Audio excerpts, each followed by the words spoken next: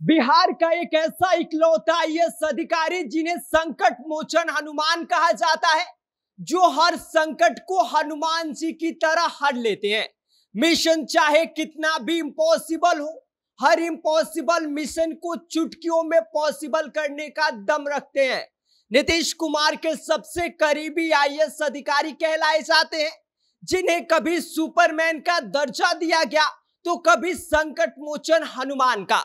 कौन है वो आईएएस अधिकारी जिन्हें बिहार का नया मुख्य सचिव बनाया गया है, जो हर सिचुएशन में अपने सरल स्वभाव और कड़क अंदाज दोनों के लिए जाने जाते हैं। आगे हम आपको बताएंगे इनके बारे में विस्तार से, लेकिन उससे पहले मेरा परिचय जान लीजिए। मेरा नाम विष्णु है और आप देख रहे हैं जनता जंक्शन। बिहार की ब्यूरोक्रेसी को मिला है एक नया कप्तान, और यह कोई आम अफसर नहीं बल्कि वो शख्स है जिन्हें सिस्टम का संकट मोचन हनुमान कहा जाता है। मिशन चाहे कितना भी इम्पॉसिबल हो, इनकी एंट्री के बाद सब कुछ पॉसिबल हो जाता है। अब चाहे आप इन्हें सुपरमैन कहिए या मिस्टर रिजल्ट। और आपको बता दें कि नीतीश कुमार के सबसे विश्वसनीय आईएएस अधिकारी भी हैं। नाम है प्रत्यय अमृत, बिहार के नए मुख्य सचिव। 58 साल की उम्र में इस 30 तरार आईएएस ने अपने करियर में वो कर दिखाया है जो अक्सर सरकारी फाइलों में ही सपना बनकर रह जाता है। जब कटिहार में डीएम रहे तो पीपीपी मॉडल के जरिए जिला अस्पताल की तस्वीर बदल दी, और जब पूरा सिस्टम कंफ्यूज था तब इन्होंने पब्लिक प्राइवेट पार्टनरशिप को रियलिटी बना दिया। और जब छपरा में डीएम रहे तो अश्लीलता से बदनाम सोनपुर मेला का कायाकल्प बदल डाला। सिनेमा घरों में सीसीटीवी अनिवार्य किया ताकि सिस्टम सिर्फ चले नहीं सधे भी। जब बिहार राज्य पुल निर्माण निगम लिमिटेड के चेयरमैन बने तो हालात किसी खंडहर से कम नहीं थी। कर्ज में डूबा निगम, टूटी कुर्सियां, सिली दीवारें और अधूरी परियोजनाएं, लेकिन प्रत्यय अमृत आए और पूरा पुल पर पुल खड़े हो गए। चाहे वो गंगा पथ हो या दीघा फ्लाईओवर, आज पटना की शान है। प्रत्यय अमृत के प्लान की पहचान है। और जब ऊर्जा विभाग में गए तो गांव-गांव बिजली पहुंची।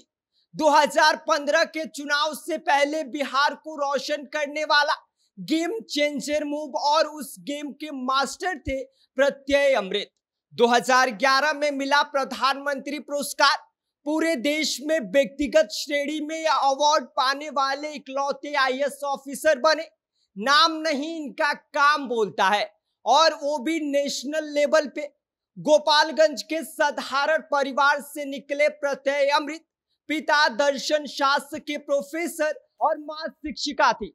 घर में किताबों का समंदर और संस्कारों का गंगा जल लिए निकल पड़े सफर पर। दिल्ली यूनिवर्सिटी के टॉपर रह चुके हैं और श्री वेंकटेश्वर कॉलेज में लेक्चरर बनने का ऑफर भी आया, लेकिन दिल में तो बनने का सपना आईएएस का था। 1991 बैच में यूपीएससी क्रैक किया, आईएएस की ट्रेनिंग ली और पहली पोस्टिंग दुमका में हुई। वहां पर लोगों से जुड़ने के लिए सीखी संताली भाषा। डी मेगा में एसडीएम रहते हुए जुए रैकेट का भंडाफोड़ किया, यानी कि न पोस्टिंग छोड़ी और ना ही विजन। बिहार सरकार को जब भी संकट दिखा तो एक ही कॉल किया, प्रत्यय को बुलाओ। संकट मोचन सिर्फ मिथक नहीं रहे, अफसरशाही में उनका रोल फैक्ट माना गया। जहां सरकार रुक जाती है वहां से प्रत्यय अमृत शुरू होते थे। हर असंभव मिशन को चुटकी में संभाला, यही स्टाइल है उनका। और अब जब उन्हें मुख्य सचिव बनाया गया है तो टाइमिंग भी कमाल की है। साल के अंत में बिहार में विधानसभा का चुनाव है और ओएसडी के रूप में उन्होंने अभी से पूरी कमान संभालने की तैयारी कर चुके हैं। 27 दिन पहले नोटिफिकेशन और ओएसडी की जिम्मेदारी, यह कोई जल्दबाजी नहीं बल्कि रणनीति है। प्रशासनिक स्टीयरिंग व्हील प्रत्यय को सौंपने की अब उनके सामने सबसे बड़ी चुनौती है। चुनाव साल के अंत में होने हैं, ऐसे में निष्पक्षता, निष्पादन और ब्यूरोक्रेसी की साख को लेकर चलना किसी चुनौती से कम नहीं है। आपको बता दें कि इस आईएएस ऑफिसर की यही काबिलियत है ना कोई विवाद, ना कोई तमाशा, सिर्फ काम, तेज और असरदार काम। ईमानदारी, सादगी और रिजल्ट दो इनकी कार्यशैली का हिस्सा है।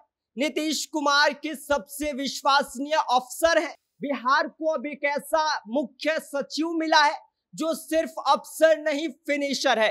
अब देखना यह होगा कि संकट मोचन प्रत्यय अमृत चुनावी साल में ब्यूरोक्रेसी की जो नैया है उसको कैसे पार लगाते हैं। बाकी इस पूरी खबर पर आपका क्या कहना है, आप क्या सोचते हैं? आप अपनी राय हमें कमेंट कर सकते हैं। आप देख रहे हैं जनता जंक्शन, मेरा नाम विष्णु है।